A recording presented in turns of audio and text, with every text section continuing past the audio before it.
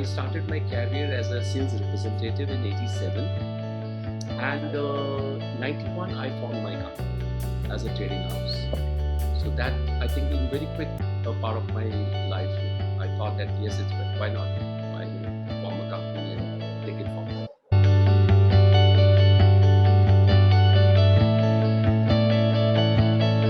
And we go live. Was this decision to form your own company also driven by the fact that generally in life of every employee there comes a time when they say that I'm working so hard for someone else, which is right, which is good because they are paying me salary and all, with due respect, but why don't I do something on my own? So what was that decision point for you that within matter of 4 years in 1991 you just said that now I need to start Hartek Group? What was that triggering point for you? I was never self-employed anywhere. Let me also give you a little background. My first ever interview was in Kolkata in 1987 of a company by the name of Parry and Company. This was a Murugappa group, and Parry was one of the largest engineering company during 80s. I was by virtue of my fortune. Those who were doing my interview, they gave me two options. One, they were looking for some branch in charge in Punjab. So I had that advantage of being a Punjabi. So they said that guy can fit into that culture. Or they were looking for an opportunity for filling up a post in Punjab.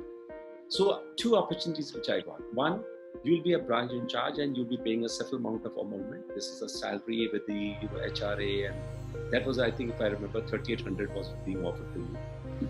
There's another option which we have. Now that option, what was given to me was that we would pay you 1,500 retainership plus 2.5% commission of the sales what you bring in.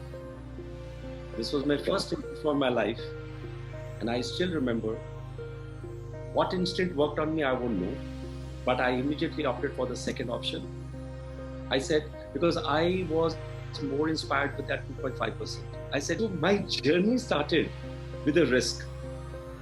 But then that confidence and maybe something instinct in me that 2.5% was too small amount at that time. But somehow I got carried away, and that changed the whole cycle. I was never self-employed with Paris. So I was basically started my career as a retainership. And finally a time came when I realized that why working on Hartek Singh, why not to form your own company? And I continued my relationship with Paris. I never left them. But then I took an advantage, being a retainership. I added more allied products, which helped me, because when you're a retainership, you can't pick up the same product, but you can always pick up the allied products. So that is how the journey started. So coming back to be very, very honest with you, I was never employed with one company.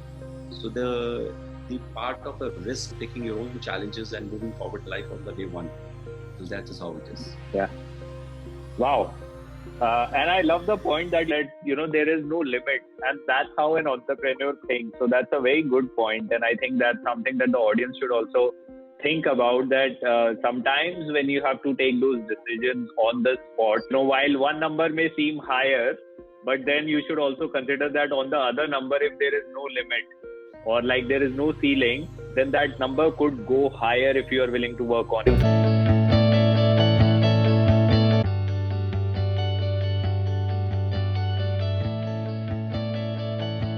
There's no limit. मेहनत करेंगे तो कमा देंगे. But don't laugh it off.